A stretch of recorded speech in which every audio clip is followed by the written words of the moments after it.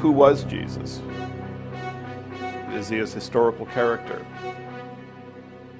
Who wrote the Gospels? Why are they written in Greek? Why did they have a pro-Roman perspective? Why was the religion headquartered in Rome? Those were the mysteries that I saw about the Gospels.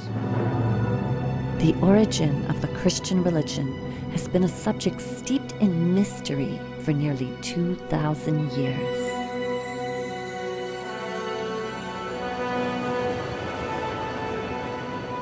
Joseph Atwell is one of a number of scholars today from all around the world who are questioning the historic facts behind these ancient mysteries.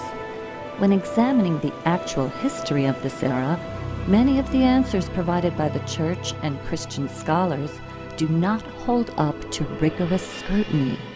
This is really important for our culture, to understand where Christianity came from.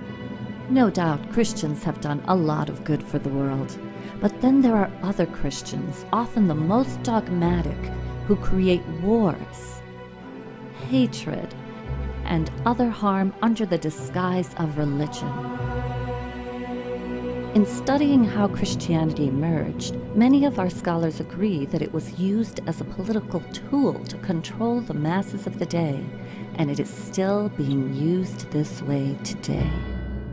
The problem is that Christianity has been used as a tool by government that uses the goodness in people against them.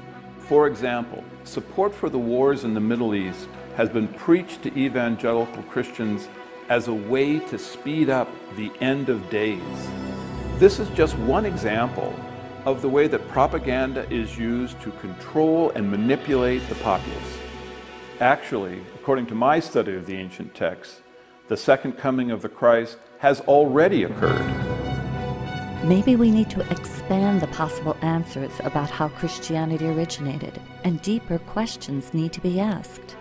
Maybe we need to examine what political motives were behind the formation of the Christian religion. I think it's a requirement of alert citizens to know how the Gospels were written, why they were written, who produced them, what was the purpose and back of all this. This is good citizenry. Everyone should be involved in this. Today, we live on the brink of an immense paradigm shift, and this modern time is very parallel to the era in which Christianity emerged. Studying this ancient era can give us the perspective needed for coming up with solutions to today's problems and for helping create the better world that we envision.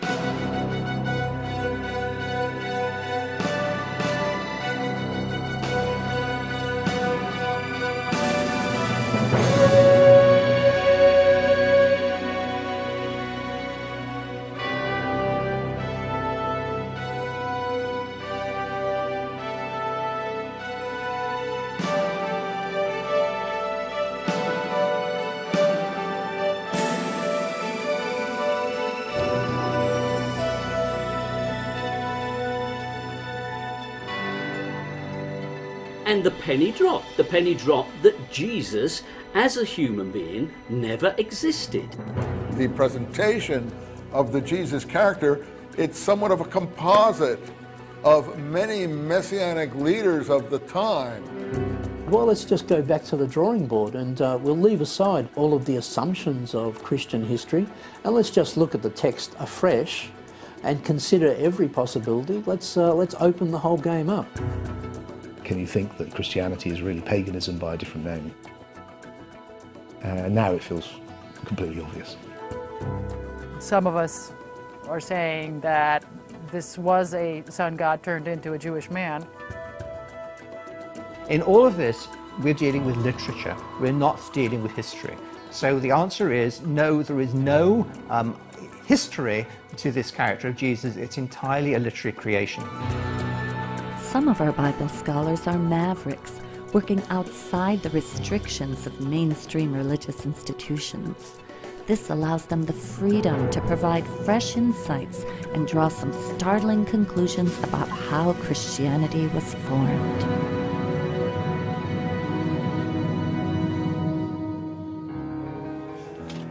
I began reading a number of books on the subject.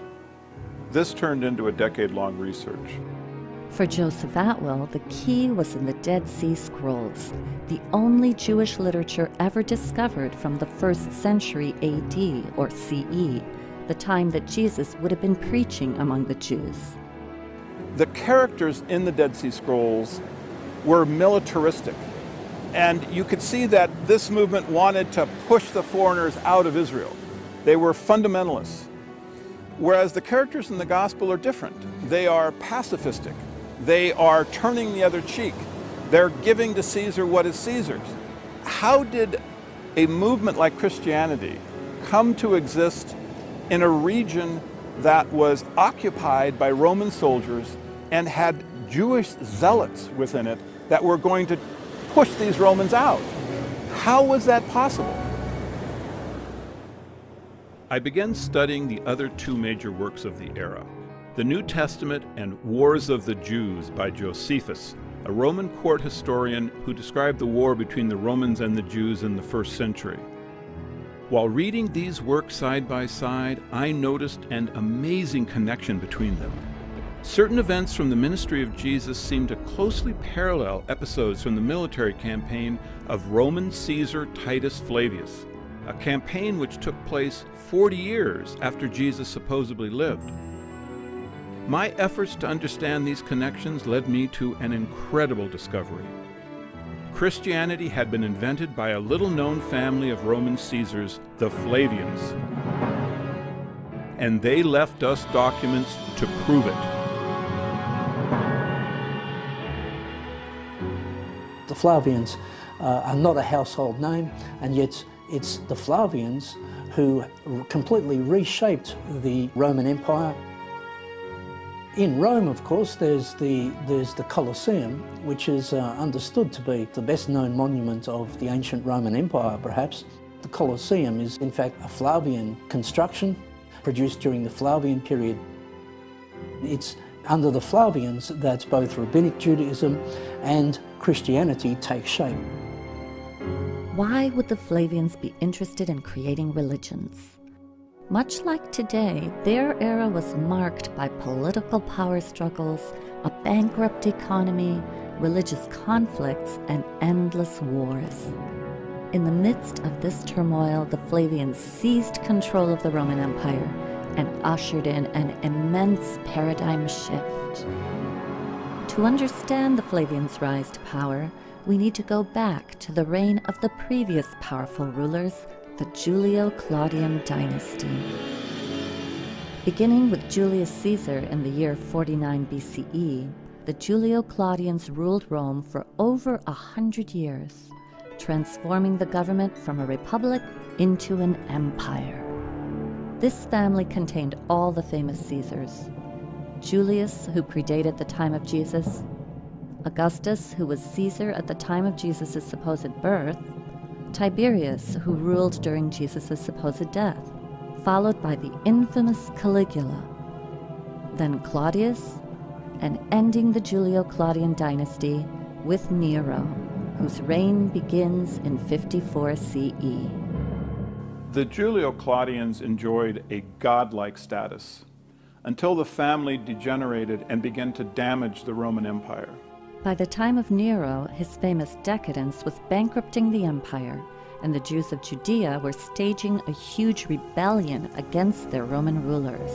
Judea was one of the many conquered provinces that made up the Roman Empire. This region, which was also known as Palestine, was controlled by a family that served as Rome's tax collector, the Herods. They were a Greco-Arab family, somewhat possibly Judaized, though only Judaized when it was convenient to please the subjects they were given, who were put in power in Palestine and destroyed the previous Jewish ruling family, the Maccabean family, root and stalk. Besides being heavily taxed and ruled by a non-Jewish family put in power by Rome, the Jews were further inflamed by the requirement that a statue of the Caesar be placed for worship in every temple throughout the empire. In the Roman Empire, you could pretty much have any god you want But legally, you had to submit to the emperor as a god as well. You had to at least acknowledge that the Roman leader was also a divine figure. But the Jews would not have any of it. It's fundamental to Jewish belief that you shall make no graven images. It's one of the commandments given at Sinai by God. So the Jews never made representations of God. The Jews had a very different type of religion. They had a religion which was much more focused on the book and less focused upon cultic statues. This presented a real problem for the Romans. They tried to install statues of Caesar, but the Jews weren't going to buy that at all. In fact, it aggravated them, it enraged them. And the Romans really, I think, didn't understand this. It's not statues, it's books. And those books contained what are known as the Jewish Messianic prophecies. The thing that most moved the Jews' revolt against Rome was an obscure prophecy from among their writings that a world ruler would come out of Palestine.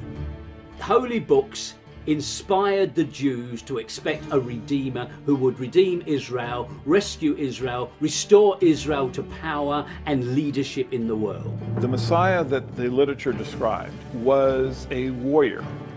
The Messiahs would have claimed the same attributes that David did. David could overcome any army because God gave him the power to do it. If you had the power of God, you could easily defeat the Roman army.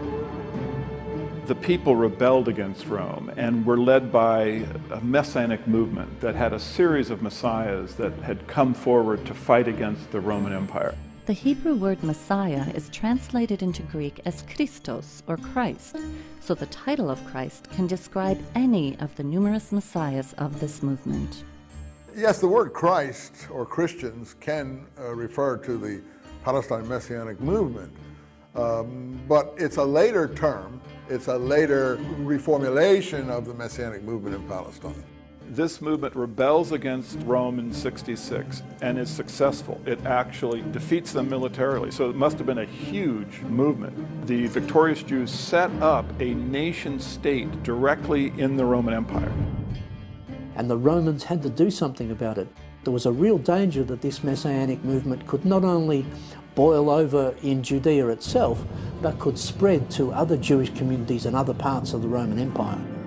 Rome ruled its colonies with a rod of iron, and any resistance was going to be met with brute force. At this time during Nero's reign, two of the finest military men in the empire were the Flavians, Vespasian and his son Titus. Vespasian and Titus were military men. They spent a great deal of their life outside of Rome. For over a decade, they had waged war against the Druids in Brittany and Gaul. Vespasian and Titus were successful in essentially destroying the Druids. They left behind no historical record of their existence. And it's the Flavians that Nero calls upon when he needs to suppress the Jews' rebellion in Judea. Nero responded by asking his best general, Vespasian, and his son Titus to go into Judea with a huge army, 70,000 troops, and a similar number of support individuals. So they meant business. The Romans came down